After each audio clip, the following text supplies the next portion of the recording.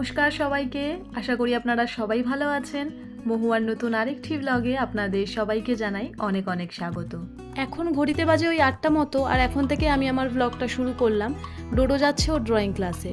ওর প্রত্যেক সানডে করে drawing class থাকে, কিন্তু এই সানডেতে যেহেতু ড্রয়িং ক্লাসের স্যার ছিল না, সেই জন্য ওকে আজকে ডেকেছে ড্রয়িং করানোর জন্য। আর এদিকে দেখো আমাদের ক্যাটারিংয়ে যে সমস্ত বাসনগুলো সেগুলো মাজা হচ্ছে। 3-4 মাস পর পরই এই বাসনগুলো মাজা হয়, কিন্তু এইবার না অনেকটা গ্যাপ হয়ে যাওয়াতে বাসনগুলো খুব বাজে অবস্থা হয়েছে। আসলে যে লোকটা আমাদের বাসন মেজে দিয়ে যেত আগে ওই বাড়ি থাকতে, সেই লোকটা দেশে চলে গেছে, তো সেই জন্য। আর এদিকে রান্নাঘরে চলে এসে সবার প্রথমে আগের দিনের যে মেজে রাখা বাসনগুলো সেগুলো আমি সুন্দর করে গুছিয়ে নেব আর জায়গায় রেখে দেবো। আগের দিন বাসনগুলো মেজে রাখি বলে সকালবেলা ঘুম থেকে একটু দেরি করে উঠলেও কোনো চিন্তা হয় না। আসলে কাল রাতে প্রায় ওই 2:30-3টে অবধি এডিটিংয়ের কাজটা করেছি, তাই জন্য খুব সকালে আজকে ঘুম ভাঙেনি। ঘুম থেকে উঠেই দেখছি 7টা বেজে গেছে। তো যাই হোক, এখন এখানে চা বসাবো আর আজকে একটু দুধ চাই বানাবো। অনেক দিন ধরে দুধ চা খেতে ইচ্ছা করছে। রোজ রোজ একদমই লিকার চা খেতে ভালো লাগে না। তার মধ্যে বাইরে যিনি কাজ করতে এসেছে তাকেও ভাবলাম একটু দুধ চা দিই, রচা দিতে কেমন লাগে সেই জন্য। আর আদা দিয়ে এলাচ দিয়ে এত সুন্দর চাটা করেছি, খুব সুন্দর গন্ধ বেরোচ্ছে। তো এখন একটুখানি শান্তি করে বসে খোশ মেজাজে আগে চাটা এনজয় করব, তারপরে বাদবাকি কাজ সারবো। চা খেয়ে এবার ঘর পরিষ্কার করব, আর ঘর পরিষ্কার করে তারপর আজকে রান্না বসাবো। রান্নার সেরকম আজকে কোনো তোড়জোড় নেই, খুব হালকার ওপরে রান্না করব। সেই জন্য আজকে সবার আগে ঘরটা পরিষ্কার করে নিয়ে তারপরে রান্নাঘরে যাব। আর এদিকে গরম লাফিয়ে লাফিয়ে দিন দিন যা বাড়ছে, আমার তো মনে হয় না পশ্চিমবঙ্গে আর বৃষ্টি হবে বলে। রোজই খবরে বলছে আজ বৃষ্টি হবে, কাল বৃষ্টি হবে, পরশু বৃষ্টি হবে। বৃষ্টি কেন? বৃষ্টির কোনো নামগন্ধই পাওয়া যাচ্ছে না। আর যার জন্য আমরা সাধারণ মানুষেরা গরমে পুরো পচে গলে মরে যাচ্ছি। এত কষ্ট হচ্ছে গরমে কাজ করতে, আর যারা বাইরে কাজ করছে তাদের কথা ভেবে তো আমার গা শিউরে উঠছে, যারা এই গরমে বাইরে কাজ করে। তো যাই হোক, ঘর পরিষ্কার করে 2 মগ জলও গায়ে ঢেলে চলে এসেছি। প্রচণ্ড ঘেমে গেছিলাম আর খুব গরম লাগছিল। আর এদিকে বসিয়ে দিয়েছি একদম সাদামাটা কম তেল দিয়ে আলুর তরকারি, আর ভেবেছিলাম রুটি করব, কিন্তু রুটিটা করিনি। কেন সেটা বলছি। তো এখানে তেলটা শেষ হয়ে গেছিলো, ভাবলাম আগে তেলটা ঢেলে নিই। আর দেখো, এটা হচ্ছে ফরচুনের রাইস ব্র্যান অয়েল। এত রঙটা গাঢ়, মাঝে মধ্যে তো আমি সর্ষের তেল আর রিফাইন তেলের সঙ্গে গুলিয়ে ফেলি। আসলে ভেবেছিলাম রুটি করব, আটাও নিয়েছিলাম, কিন্তু অজয় বলল রুটি খেতে ভালো লাগছে না, আজকে মুড়ি তরকারি খাবো। আর সত্যি কথা বলতে যা গরম পড়েছে, মুড়ি বলো, রুটি বলো, ভাত বলো, কিছুই যেন খেতে ইচ্ছা করছে না। তাই হালকা করে অল্প মুড়ি নিয়ে তরকারি দিয়ে খেয়ে বা তরি তরকারিটা কেটে ফেলবো। যদিও আজকে তরকারি কাটার মতন সেরকম কিছু নেই। আম দিয়ে টক ডাল করব, নিম বেগুন ভাজবো, আর আলুর একটা বড়া করব। তাই ওই একটা আম আর একটা বেগুন কাটবো। যখন নিম পাতার সিজন ছিল তখন অনেক নিম পাতা অজয় কিনে নিয়ে এসেছিলো, আর আমি ওটাকে শুকনো কড়াইয়ে ভেজে রেখে দিয়েছিলাম। আর নিম পাতাটা যে ছিল সেটা আমার মনেই ছিল না। আজকে হঠাৎ করে দেখছি নিম পাতা ভাজাটা রয়েছে। হ্যাঁ, একদমই খারাপ হয়নি নিম পাতাটা। তাই ভাবলাম আজকে বেগুন দিয়ে নিম পাতাটা খেয়ে নিম পাতাটাকে শেষ করে ফেলব। আজকে আর রান্নাঘরে সবজি কাটতে বসিনি, এতটাই গরম লাগছে। আর রান্নাঘরের জানলাটা এতটাই ছোট, খুব একটা বেশি হাওয়া ঢোকে না। এখন চরম পরিমাণে যদি ঝড় বৃষ্টির মতন হাওয়া দেয় তাহলে একটু হাওয়া ঢোকে, নইলে একদমই ঢোকে না। তাই আজকে বারান্দাটাতে চলে এসেছি, ওইখানে বসেই তরকারি কাটছি। বাইরে একটু হালকা হালকা হাওয়া দিচ্ছে, তো তাতেই বসে তরকারিটা কাটছি। আর ফ্যানের হাওয়াটাও যেন গরম লাগে।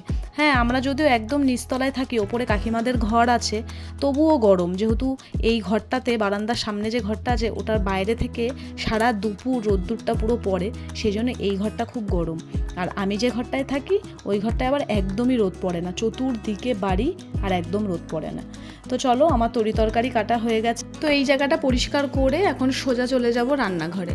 গিয়ে সবার প্রথমে আগে ভাতটা বসিয়ে দিলাম, আর ওই পাশে প্রেশার কুকারে ডালটাও আমার সেদ্ধ হচ্ছে। আর আমি যখন এইদিকে রান্না করছি, অজয় ঠিক আমার পেছন সাইডে বসে সমানে আমাকে বিরক্ত করে চলেছে। আর সেই জন্যই আমি ওর দিকে ওরকম রেগে তাকাচ্ছিলাম। যখনই বাড়ি থাকে, আমি যখনই রান্না করব, আমাকে ওইভাবেই বিরক্ত করতে থাকবে। আর এই বিরক্তর চক্করে আমাদের মধ্যে লেগে যায় তুমুল অশান্তি। ওই জন্য আমি ওকে বলেছি তুমি আমার সঙ্গে একদম বেশি আর কি মারবে না, কারণ বেশি আর কি মারতে মারতে আমাদের মধ্যে ঝগড়া লেগে যায়। এইসব আমাদের মধ্যে চলতেই থাকে, কখনো খুব ঝগড়া হচ্ছে, আবার মিল, আবার ঝগড়া। তো এটা স্বাভাবিক ব্যাপার স্বামী স্ত্রীর মধ্যে। আর আমি এদিকে স্নান করেও চলে এসেছি। রান্না আমার অর্ধেক হয়ে গেছে, অর্ধেক বলতে ভাত, ডাল, নিম বেগুন এগুলো হয়ে গেছে। বড়াটা এখন ভাজবো না, বড়ার সমস্ত কিছু রেডি করা রয়েছে। বড়াটা যদি আগের থাকতে ভেজে রাখি না, তাহলে একদম নরম হয়ে যায়, ঠান্ডা হয়ে যায়। তাই ভাবছি যখন ওরা খেতে বসবে একেবারে গরম গরম সার্ভ করবো। আর এটা একদমই নিত্য নতুন আজকে একটা আইটেম বানাবো বড়ার। আর এখানে ডোডো এই একটা আমার পার্সেলের বক্স এসেছিল, এইটাতে ওর ক্রাফটিংয়ের কাজ করছে বসে বসে। আর অজয় আজকের পুজোটা করে দিয়ে গেছে। ও সোমবার করে, প্রত্যেক সোমবার আমাদের এখানে একটা ভোলে বাবার মন্দির আছে, ওইখানেও পুজো করতে যায়।